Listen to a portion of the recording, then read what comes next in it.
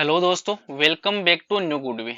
आज हम दोस्तों बैंकिंग अवेयरनेस के 20 ऐसे इंपॉर्टेंट क्वेश्चन के बारे में डिस्कस करेंगे जो हर एग्जाम की दृष्टि से बेहद ही इंपॉर्टेंट है, जिन्हें हम डिटेल से डिस्कस करेंगे।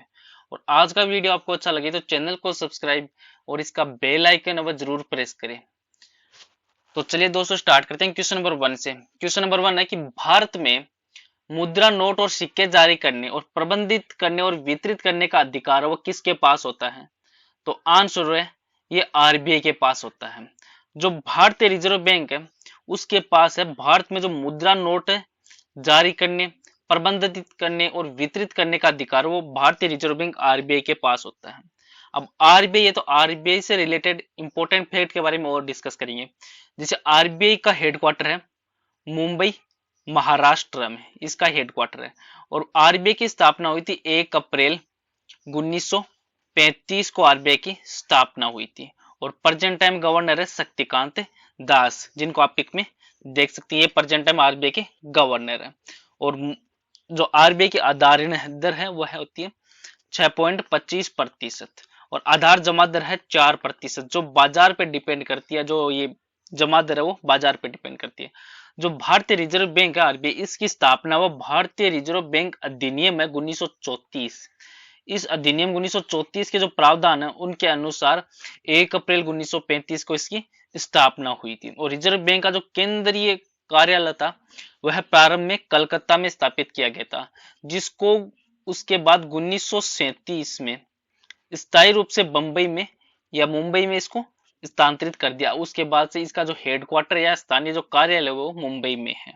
और आरबीआई है तो आरबीआई का जो कामकाज है केंद्रीय निदेशक जो बोर्ड है उनके द्वारा शासित होता है, जिसमें गठन है वो इसमें एक सरकारी निदेशक होता है जो एक पूर्णकालिक गवर्नर, और इसमें अधिकतम जो 4 उप गवर्नर होते हैं और एक गैर सरकारी निदेशक होते हैं जो सरकार के द्वारा नामित विभिन्न क्षेत्रों से 10 निदेशक और एक सरकारी अधिकारी होते हैं, जिसमें 4 निदेशक और 4 स्थानीय बोर्ड में से प्रत्येक में से एक होता है। नेक्स्ट क्वेश्चन है क्वेश्चन नंबर 2 कि भारत सरकार ने किस वर्ष में अपनी जो पहली कागजी मुद्रा है उसकी शुरुआत की? तो इसका आंसर दोस्तों ये सन 1861 में की थी। जो 1861 में भारत सरकार ने अपना पहला जो पेपर मनी पेश है वो किया था। और 1864 के अंतर्गत 10 रुपए का नोट जारी किया गया। और 1872 में 5 रुपए का नोट आया था। और इसके बाद 1899 में 10,000 रुपए का नोट भी मार्केट में आया था। और फिर सन 1900 के अंतर्गत 100 रुपए का नोट मार्केट में आया। और इसके बाद में सन 1905 में 50 रुपए का नोट आया। और उसके बाद सन 1907 में 500 रुपए का नोट आया था। और उसके बाद में सन 1909 के अंतर्गत 1,000 रुपए का नोट वो मार्केट के अंतर्गत वो आया था। नेक्स्ट क्वेश्चन है क्वेश्चन नंबर 3 कि 2,000 रुपए के नोट में किसकी छवि है? तो आंसर दोस्तों ये मंगलयान की। जो 2,000 रुपए का नोट है उसमें रिवर्स जो साइड में भारत के पहले एक इंटरप्लेनेटरी स्पेस मिशन है उसका प्रतिनिधित्व करने वाले मंगलयान की तस्वीर है 2,000 रुपए के नोट में। जो 2,000 रुपए का मूल्य है या इसे 2,000 रुपए का नोट है, इसे 8 नवंबर 2016 को जो 500 और 1,000 के नोट बैंक नोट था उनकी नोटबंदी करने के बाद आरबीआई के द्वारा जारी किया गया था।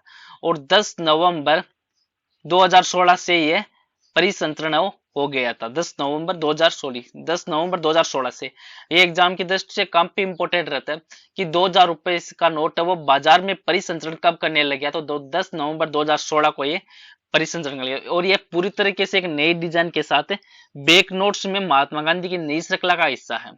और जो भारतीय रिजर्व बैंक है इसमें 2,000 रुपए का नोट है वो आरबीआई के द्वारा जो मुद्रित उच्चतम मुद्रा का नोट है जो सक्रिय परिसंचरण में है। और इस नोट को नवंबर 2016 में जो 1,000 रुपए का नोट है उसमें विमुद्रीकरण के बाद है इसको शुरू किया गया था। अब 2,000 का नोट है तो इसका जो चौड़ाई है एग्जाम की दृष्टि से इंपोर्टेंट रहते हैं। जैसे चौड़ाई ऊंचाई, जो इसकी चौड़ाई है 166 मिमी और इसकी ऊंचाई होती है 2,000 रुपए के नोट की वो है 66 मिमी, 66 मिमी।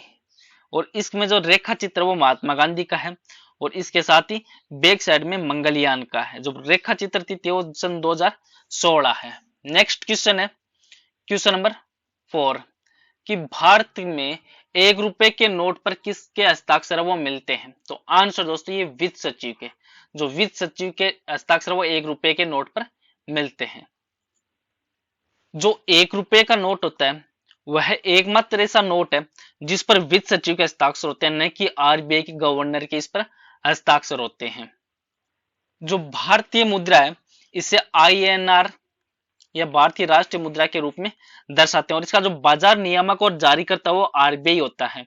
और नए प्रतीक चिन्ह के आने से पहले जो रुपए को हिंदी में दर्शाने के लिए सबसे पहले रुपए के इस से दर्शाते थे, और उसके बाद अंग्रेजी में आर ई से और आर एस या आर पी का भी उपयोग है वो किया जाता है। नेक्स्ट क्वेश्चन है क्वेश्चन नंबर 5 कि आत्मनिर्भर महिला स्वर्ण जो योजना है, इसी योजना वह किस बैंक के द्वारा वो शुरू की गई थी? तो आंसर दोस्तों ये बैंक ऑफ बड़ौदा के द्वारा। जो बैंक ऑफ बड़ौदा है बीओबी, इन्होंने जो बड़ौदा गोल्ड लोन के हिस्से के रूप में आत्मनिर्भर महिला स्वर्ण योजना वो शुरू की थी। और ये जो योजना है, इस योजना के तहत जो गोल्ड लोन के हिस्से के रूप में जो ये महिला गोल्ड योजना है, इस योजना के तहत जो बैंक महिलाओं के लिए इसमें 0.50% की रियायत दर है वो ऋण है वो दे रहा है। और गोल्ड लोन योजना के तहत बैंक वह 0.25% की रियायत पर जो एग्री गोल्ड लोन और 0.50% की रियायत पर खुदरा ऋण है उसकी पेशकश कर रहा है बड़ौदा बैंक। और इस योजना में बेंगलुरु में बैंक ऑफ बड़ौदा की जो राममूर्ति नगर शाखा है उसमें साथ साथ ही देश में 18 जो जोन में आने वाली 18 शाखाओं में भी इस योजना को शुरू है वो किया गया था।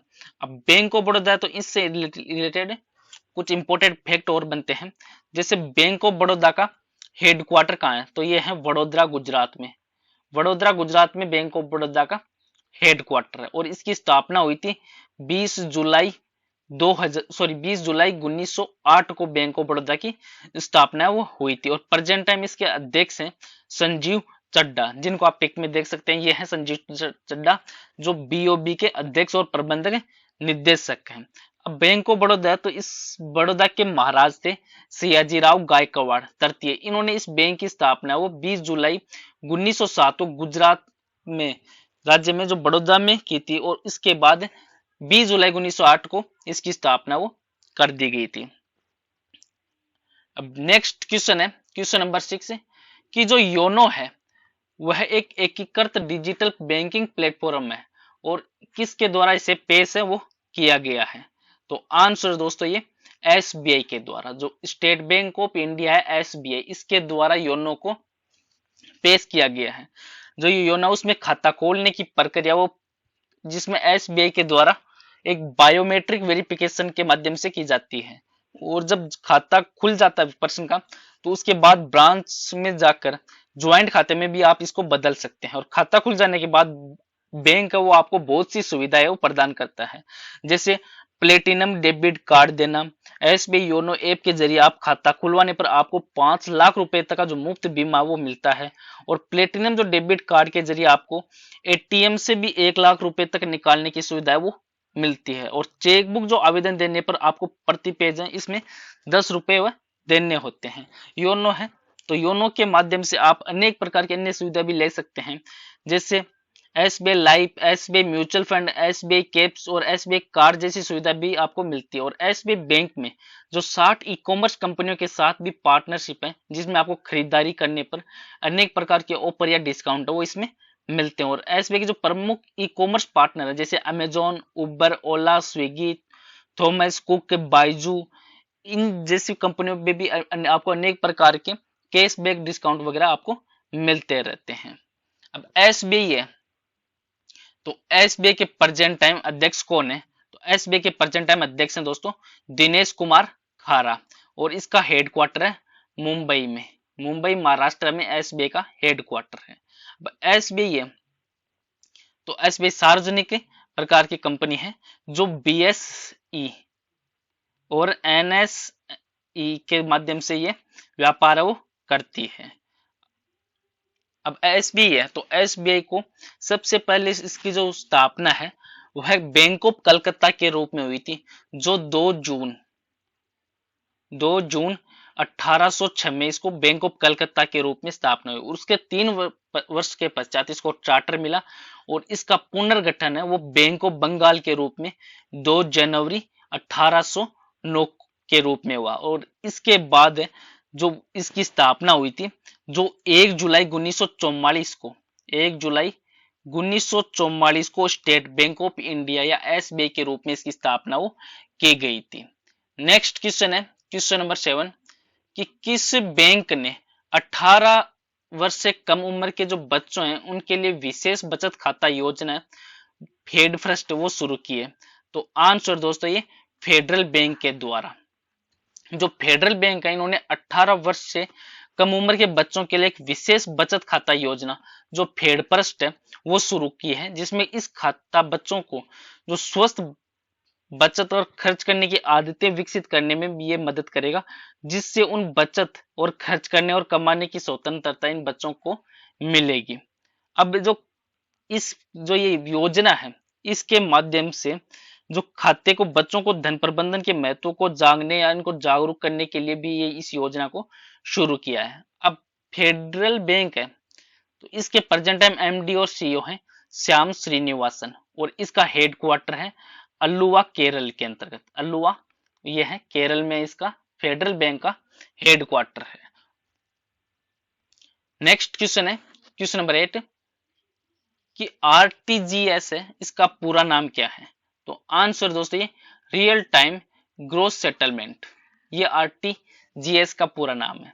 जो ये एक प्रकार का रियल टाइम ग्रोस सेटलमेंट है और इसका काम है वो जो एनईएफटी होता है, एनईएफटी इसी की तरह ऑनलाइन पैसे ट्रांसफर करना होता है, जैसा कि नाम से पता चलता है। और इसके जरिए रियल टाइम में पैसा एक अकाउंट से दूसरे अकाउंट में आसानी से और सुरक्षित तरीके से ट्रांसफर वो भी किया जा सकता है। अब एनईएफटी आया तो इसके बारे में और देखते हैं। तो एनईएफटी का मतलब होता है नेशनल इलेक्ट्रॉनिक है फंड ट्रांसफर। और ये इलेक्ट्रॉनिक फंड ट्रांसफर एक ऐसा सिस्टम है जिससे आप बैंक को एक बैंक के अकाउंट से दूसरे बैंक के अकाउंट में भी आसानी से सुरक्षित तरीके से पैसे वो ट्रांसफर कर सकते हैं। और इस फंड ट्रांसफर प्रोसेस को आरबीआई के द्वारा संचालित किया जाता है और इसे सन 2005 में एनईएफटी को शुरू किया गया था। और एनईएफटी भारत में बैंक के ग्राहकों को सुविधा देता है, जिसमें ग्राहक है वह बहुत ही आसानी से एनईएफटी इनेबल को अकाउंट में पैसे ट्रांसफर कर सकते हैं और ये काफी सुरक्षित भी होता है। और जो ऑनलाइन पैसे ट्रांसफर करने के जो 3 है मेन सोर्स होते हैं, जैसे एनईएफटी और आरटीजीएस और आरटीजीएस और तीसरा है आईएमपीएस। इन तीनों सोर्सों के माध्यम से पैसे वो ऑनलाइन ट्रांसफर वो किए जाते हैं। अब नेक्स्ट है क्वेश्चन नंबर 9 कि यूपीआई का पूरा नाम क्या है। तो आंसर दोस्तों ये यूपीआई का पूरा नाम है यूनिफाइड पेमेंट इंटरफेस। जो मोबाइल प्लेटफॉर्म से किसी भी दूसरे बैंक के अकाउंट में पैसे ट्रांसफर करने के लिए जो यूनिफाइड पेमेंट इंटरफेस है या यूपीआई का इस्तेमाल है वो किया जाता है। और यह एक ऐसा कॉन्सेप्ट है जो कई बैंक अकाउंट को एक मोबाइल एप्लीकेशन के जरिए कम ट्रांसफर करने की इजाजत देता है। रकम जो भी मुद्रा होती है उसको ट्रांसफर करने की इजाजत वो देता है। और इसे national payments corporation of India है NPCI, national payment corporation of India, इनके द्वारा इसको विकसित वो किया गया था। अब यूपीआई है तो यूपीआई के माध्यम से आप जो आईएमपीएस है जो तुरंत फंड ट्रांसफर, इसकी मदद से आप किसी अकाउंट में फंड ट्रांसफर है जिसमें इस फंड ट्रांसफर में एनईएफटी वो कम समय लगता है और डिजिटल प्लेटफॉर्म होने की वजह से किसी भी समय छुट्टियों वाले दिन भी इसका इस्तेमाल है वो किया जा सकता है। और एक मोबाइल एप्लीकेशन से कई बैंक अकाउंट में इसका ट्रांजेक्शन है उसका भी किया जाता है। और बैंक के द्वारा दिए गए जो वर्चुअल पेमेंट एड्रेस है इसमें इसका इस्तेमाल होता है। और आईएफएससी है इस कोड और मोबाइल नंबर का इस्तेमाल कर आप रकम वो ट्रांसफर वो कर सकते हैं। और इस पेमेंट को अधिकृत करने के लिए एक मोबाइल पिन की जरूरत होती है जो बिना इंटरनेट कनेक्शन वाले फोन में, अगर आपके पास कीपैड फोन है तो आप उसमें 99 और हैच डायल करके भी इस सेवा का लाभ है वो आप उठा सकते हैं। और हर बैंक का अपना एक यूपीआई प्लेटफॉर्म होता है जो मोबाइल के ऑपरेटिंग सिस्टम जो एंड्रॉयड या विंडोज या एप्पल के हिसाब से विकसित है वो किया जाता है। नेक्स्ट क्वेश्चन है क्वेश्चन नंबर 10 कि भारत में नेशनल इलेक्ट्रॉनिक फंड ट्रांसफर है वह कब शुरू हुआ? तो आंसर दोस्तों ये सन 2005 में वो शुरू हुआ था। जो एनईएफटी है ये एनईएफटी सन 2005 में वो शुरू हुआ था, जिसके बारे में हमने आप ऊपरी क्वेश्चन में डिस्कस किया था। और एनईएफटी का फुल फॉर्म होता है national electronic end fund transfer. Next question है क्वेश्चन नंबर 11 कि भारत में बीमा सेवाओं को कौन है वह नियंत्रित करता है? तो आंसर दोस्तों ये आईआरडीआई के द्वारा भारत में जो बीमा सेवाएं उनको नियंत्रित किया जाता है, जिसकी फुल फॉर्म है बीमा विनियामक और विकास प्राधिकरण, या इंग्लिश में देखें तो insurance regulatory and development authority है, वो आईआरडीए की फुल फॉर्म है। और ये भारत की एक एजेंसी है जिसका उद्देश्य है कि बीमा की जो पॉलिसी धारकों के हितों की रक्षा करना और बीमा उद्योगों का क्रमबद्ध विनियमन करना, जिसमें आकस्मिक मामलों पर इसका कार्यान्वयन किया जा सके। और इसका जो आईआरडीए का हेडक्वार्टर है वो है दोस्तों हैदराबाद के अंतर्गत, हैदराबाद में इसका हेडक्वार्टर है। नेक्स्ट क्वेश्चन है क्वेश्चन नंबर 12 में कि भारतीय रिजर्व बैंक भारतीय जीवन बीमा निगम है एलआईसी, उसका गठन वह किस वर्ष वो किया गया था? तो आंसर दोस्तों सन 1956 में भारतीय जीवन बीमा निगम एलआईसी इसकी स्थापना वो की गई थी। पूरी तरीके से तो 1 सितंबर 1956 को एलआईसी की स्थापना हुई थी। और इसका हेडक्वार्टर एलआईसी का वो है मुंबई महाराष्ट्र में। और प्रेजेंट टाइम इसके अध्यक्ष हैं एमआर कुमार, वो इसके प्रेजेंट टाइम अध्यक्ष हैं एलआईसी के। और इसके जो प्रोडक्ट है जैसे जीवन बीमा है, स्वास्थ्य बीमा है, निवेश प्रबंधन है और म्यूचुअल फंड है, वो इसके प्रोडक्ट है। नेक्स्ट क्वेश्चन है क्वेश्चन नंबर 13 कि कौन सा खाता है वह केवल सावधि जमा के रूप में रखा जा सकता है? तो आंसर दोस्तों ये एफसीएनआर। एफसीएनआर क्या है? तो एफसीएनआर की फुल फॉर्म होती है foreign currency non resident, foreign currency non resident है वो एफसीएनआर की फुल फॉर्म है। जो एफसीएनआर है वो खाता है वो विदेशी मुद्रा गैर आवासीय खाते के लिए है, जिसकी फुल फॉर्म है फॉरेन करेंसी नॉन रेजिडेंट। और ये एनआरआई या एनआरओ खाता धारकों को दिया जाने वाला एक सावधि जमा खाता है, और यह एक नियमित सावधि जमा के समान है।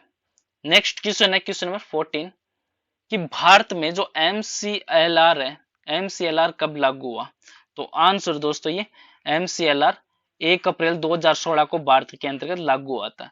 इसमें 1 अप्रैल 2016 को जो ऋणों के लिए ब्याज दरों को निर्धारित करने के लिए जो एमसीएलआर है इसको लागू किया गया था। और ये किसके द्वारा लागू किया गया था? तो ये आरबीआई के द्वारा, जो भारतीय रिजर्व बैंक ऑफ इंडिया है इसके द्वारा इसको लागू किया गया था।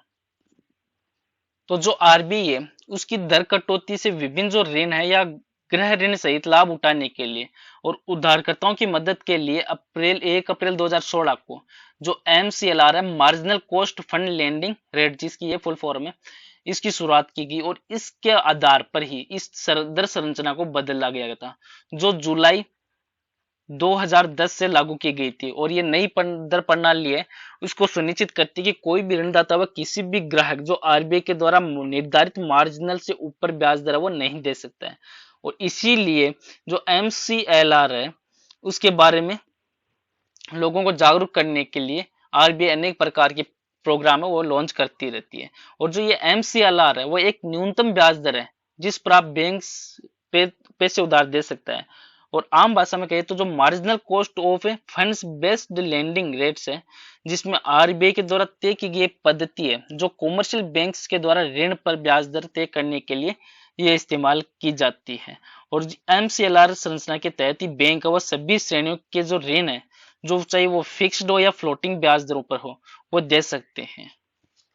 नेक्स्ट क्वेश्चन है क्वेश्चन नंबर 15 कि किस बैंक की टैगलाइन है वो है लेट्स मेक मनी सिंपल, और उसका हेडक्वार्टर वो मुंबई में स्थित है। तो आंसर दोस्तों ये कोटक महिंद्रा बैंक का। कोटक महिंद्रा बैंक की टैगलाइन है ये लेट्स मेक मनी सिंपल, और कोटक महिंद्रा बैंक का हेडक्वार्टर है मुंबई में, और इसकी स्थापना हुई थी सन 2003 में। कोटक महिंद्रा बैंक की स्थापना हुई थी, और ये भारत में कार्यरत एक निजी क्षेत्र का बैंक है जो 1 अप्रैल 2015 से ING वैश्य बैंक का विलय कोटक महिंद्रा बैंक में इसमें विलय भी हो गया था।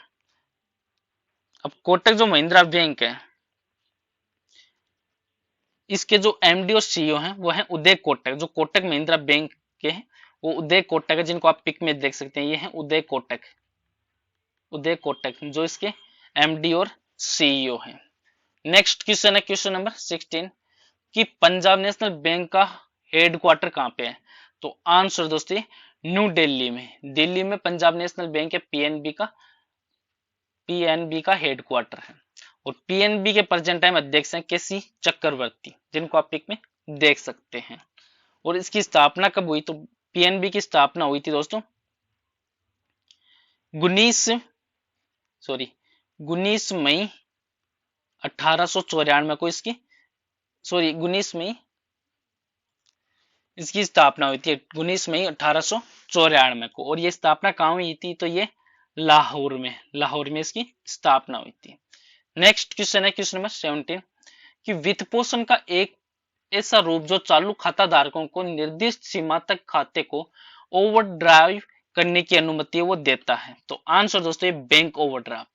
अब ये बैंक ओवरड्राफ्ट क्या होता है? तो बैंक ओवरड्राफ्ट फैसिलिटी वो बैंकों के द्वारा अपने कस्टमर को दी जाती है, जिसमें एक फाइनेंशियल सुविधा है, और इसमें ग्राहक वो अकाउंट में पैसे न होने पर भी बैंक से पैसा वो ले सकते हैं, और बैंक अपने ग्राहक के लिए एक ओवरड्राफ्ट लिमिट भी तय करते हैं, और इस लिमिट ग्राहक के बैंक के साथ वो रिकॉर्ड पर ये निर्धारित या निर्भर करती है। जो बैंक ओवरड्राफ्ट है, इस सुविधा का लाभ उठाना बैंक से लोन जैसा ही है, लेकिन इसमें आपको किस्तों में पैसा नहीं देना होता। साथ ही बिना सिक्योरिटी और गारंटी के भी ओवरड्राफ्ट की सुविधा है वो बैंक आपको दे सकता है, और सिक्योरिटी और गारंटी के साथ भी ओवरड्राफ्ट है वो दिए जाते हैं, जिनमें सिक्योर ओवरड्राफ्ट है उसको बोलते हैं। और ऐसे में जो लोन देने वाले बैंक है या NBFC है, जो लोन वसूली के लिए आपकी संपत्तियों को बेच सकते हैं, जिसमें बैंकों को नुकसान ना हो या ग्राहक की जवाबदारी बनी रहे, बैंक इन पैसों पर ब्याज लेता है जो कि ओवरड्राफ्ट अकाउंट से निकाले जाते हैं। नेक्स्ट क्वेश्चन है क्वेश्चन नंबर 18 कि जब एक बैंक उधारकर्ता या पार्टी का पक्ष बैंक के साथ सहमत शर्तों के बारे में अपने भुगतान दायित्वों को पूरा करने में विफल रहता है, तो इसे क्या कहा जाता है? तो आंसर दोस्तों ये क्रेडिट जोखिम बोलते हैं इसको। अब ये क्रेडिट जोखिम क्या है? तो यह एक ऐसा ऋण होता है जो जोखिम डिफॉल्ट के लिए संभावित राशि है, जो किसी दिए गए ऋण, निवेश या क्रेडिट के विस्तार में निहित होता है, और विभिन्न प्रकार के बॉन्ड में एक ऋणदाता या जो इन्वेस्टर है, इसमें आयोजित किए गए किसी भी प्रकार का जो लेन देन है उस पर क्रेडिट जोखिम की एक डिग्री है वो बयान करता है, और किसी भी प्रकार के उधार या निवेश लेन देन को पूरा करने से पहले जोखिम की डिग्री का आकलन करना वो काफी इंपॉर्टेंट रहता है, जिसमें उधार के पैसे के मामले या ऋण प्रदान करने वाली जो संस्था है वो क्रेडिट जोखिम है वो बयान करते हैं, और इसी कारण से एक ऋणदाता ऋण की राशि चुकाने की जो उनकी क्षमता होती है उसके बारे में जानकारी है वो जानना चाहता है, और जिसमें सभी वित्त शुल्क संबंधित शुल्क वो शामिल होते हैं। नेक्स्ट क्वेश्चन है क्वेश्चन नंबर 19 कि जब बाजार की कीमतों में उतार चढ़ाव की स्थिति में आंदोलन से नुकसान का जोखिम होता है, और इसे क्या कहा जाता है? तो इसे बाजार जोखिम कहा जाता है। अब बाजार जोखिम होता है क्या? तो बाजार जोखिम है वो इसमें संपत्ति या निवेश के समूह में जो मूल्य से जुड़ा एक सामान्य जोखिम होता है, जिसमें एक निवेश का मूल्य बाजार के आर्थिक परिवर्तन और घटनाओं के अधीन होता है, और बाजार में जो भी इंपोर्टेंट पॉजिटिव या नेगेटिव परिवर्तन से कंपनियों या व्यक्तियों के द्वारा जो उनके आयोजित संपत्ति या निवेश के मूल्यों को गंभीर रूप से प्रभावित वो कर सकते हैं। और आज का नेक्स्ट और लास्ट क्वेश्चन है कि भारत में क्रेडिट जो रेटिंग एजेंसी है उनको कौन है वो नियंत्रित करता है? तो आंसर दोस्तों सेबी के द्वारा नियंत्रित की जाती है। जो भारतीय प्रतिभूति और विनिमय बोर्ड है सेबी, ये जो मुख्य रूप से क्रेडिट रेटिंग एजेंसी है और उनके कामकाज को ये नियंत्रित वो करता है। अब भारतीय प्रतिभूति विनिमय बोर्ड है तो इसका हेडक्वार्टर है मुंबई महाराष्ट्र में, इसका हेडक्वार्टर, और इसकी स्थापना हुई थी 30 जनवरी 1992 को सेबी की स्थापना वो हुई थी। सबसे पहले इसकी जो स्थापना वो 12 अप्रैल सेबी की 12 अप्रैल 1988 में हुई थी, और जो था सेबी की अधिनियम 1992 के तहत इसे जो वैधानिक मान्यता है वह 30 जनवरी 1992 को दी गई थी। चलो दोस्तों, आज का वीडियो पे समाप्त करता हूं। वीडियो आपको अच्छा लगे तो चैनल को सब्सक्राइब और शेयर जरूर करें। Thank you all of you.